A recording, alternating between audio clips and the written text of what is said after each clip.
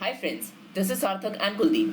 In this video, we will discuss about evanescent waves and then further extend the idea to explain surface plasmons. Let's first have a quick review of the concepts that we will be using in this video. Consider an interface between the two medium having refractive indices n1 and n2. Now, if an electromagnetic wave is incident on this interface, we get a reflected wave in the same medium and a transmitted wave in the other medium. These waves follows the laws of reflection and refraction, which are angle of incidence is equal to angle of reflection and the well-known Snell's law. What happens when a wave travels from a denser to a rarer medium at a certain angle? It bends, right? But if we continuously increase the angle of incidence, the transmitted wave will move away from the normal on the other side of the interface. At a certain angle, the transmitted wave becomes parallel to the interface. When we put theta t equal to 90 degrees in the Snell's law, we get this expression, which is nothing but the expression for critical angle. Now, if angle of incidence is greater than critical angle, then the expression leads to sin theta t being greater than 1. But what does this mean? Can there be a wave in the second medium? Is the energy of reflected waves and the incident waves equal? It might appear from our understanding of TIR that there is no wave or energy in the second medium because everything is reflected. But this is not the case. There exists a finite transmission coefficient which suggests the presence of a wave in the second medium. But how does this wave travel? This transmitted wave is propagating along the interface and its intensity decays exponentially in the direction perpendicular to the interface. It is called an evanescent wave, which means tending to vanish. A very interesting fact to note here is that the energy of incident and reflected waves is equal only in the z direction but not in the x direction. This is because the evanescent wave propagates in the x direction and thus carries energy with it. Let's try to understand the wave equation for the evanescent wave. Here, this term represents the propagation in the x direction, while this term comes from the decay in the z direction. What can we say about the alpha? It should be real, as this term represents decay and not propagation. Using the dispersion relation, we can find the wave number of the transmitted wave. The component along the direction of propagation is called the propagation constant, given by kt sin theta t. The other component that is left is the decay constant, but note that we have to take the modulus here because cos theta t is an imaginary quantity as sin theta t is greater than 1. A very important property exhibited by evanescent waves is that on one side of the interface, the wave is confined in space and carries energy parallel to the interface. If we could somehow cause a wave to decay in both the mediums along the interface, then this phenomenon can be used to direct the energy and can prove very effective in futuristic communication technologies. This is the basic idea behind surface plasmons. They are widely used in biosensors for detecting biomolecules. The problem in using evanescent waves here is that on one side of the interface, the energy is radiated. Now, we will try to derive the conditions which are necessary for the existence of surface plasmons. In general, an EM wave consists of electric and magnetic fields which are perpendicular to each other. So, surface plasmon can be represented using its electric and magnetic field vectors. Let's start with the general expression of a wave traveling in the xz plane. Here, Ex1 and Ez1 are the amplitudes of electric field in x and z directions. Similarly, Hy is the magnitude of magnetic field which only exists in y. Now let's try to derive the conditions necessary for the existence of surface plasmons. We will use two Maxwell's equations. Divergence of D equal to 0 as free charge density is 0. Since D equal to epsilon E, we get del dot epsilon 1 E1 equal to 0. Substituting the expression of E1, we get the relation Kx1 Ex1 plus Kz1 Ez1 equal to 0. The other Maxwell equation is curl of H1 equal to del D1 by del T1. Here we have assumed that J equal to 0. Substituting the expression of H1, we get the relation between amplitudes of magnetic and electric fields. Now, we will apply the Maxwell's boundary conditions on the electric fields. If we look at the equations, our parallel components of the electric fields are Ex1 and Ex2, and so they must be equal.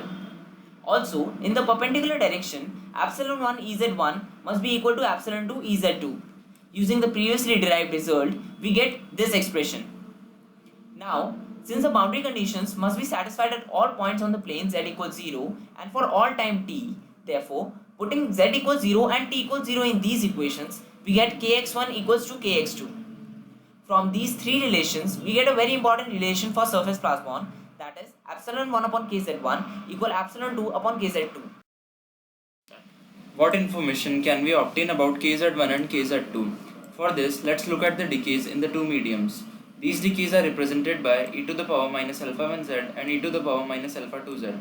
For decay to occur, alpha 1 and alpha 2 must be real as in the case of evanescent waves.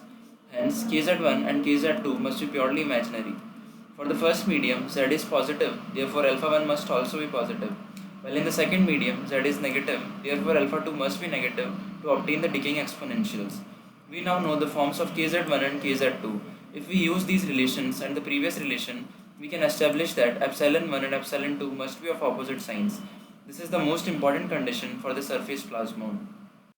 Having known that one of the materials must have a negative permittivity, the question is how to achieve a negative permittivity, or what kinds of material exhibit such property. If we look at the frequency dependence of permittivity of metals, we find that when plasma frequency is slightly higher than the frequency of incident wave, the metal can have a negative permittivity. So, essentially for the surface plasmons, we choose the second medium as a metal. Now, let's derive a relation between omega and k for a surface plasmon. We can write the dispersion relation for the EM wave in the two mediums as omega square by k square equal to 1 upon mu epsilon. Since our wave is travelling in the xz plane, we can write k1 square equal to kx1 square plus kz1 square. Similarly, we can write the relation for medium 2 as well. Using the above relations, we can obtain kz1 and kz2 in terms of kx, omega, epsilon and mu. Dividing both these equations, we get the relation for propagation constant of the surface plasmon. Kx is equal to omega by c under root of epsilon r1 epsilon r2 upon epsilon r1 plus epsilon r2. Note that the propagation constant kx must be a real quantity. Since epsilon r1 and epsilon r2 are of opposite sign, the numerator term is negative. So to have a real kx, the denominator, that is epsilon r1 plus epsilon r2, must also be negative. The permittivity relation for the medium 2, which is metal, is given by this expression. When we solve the inequality by using this relation, we get omega less than omega p upon under root 1 plus epsilon r1, which is known as surface plasmon frequency or simply omega sp. So for a surface plasmon to exist, the frequency of incident wave must be less than omega sp.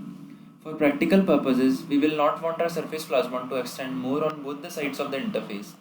We will be interested in confining the energy in a smaller width, and hence the decay lengths are preferred to be kept less than the wavelength of operation.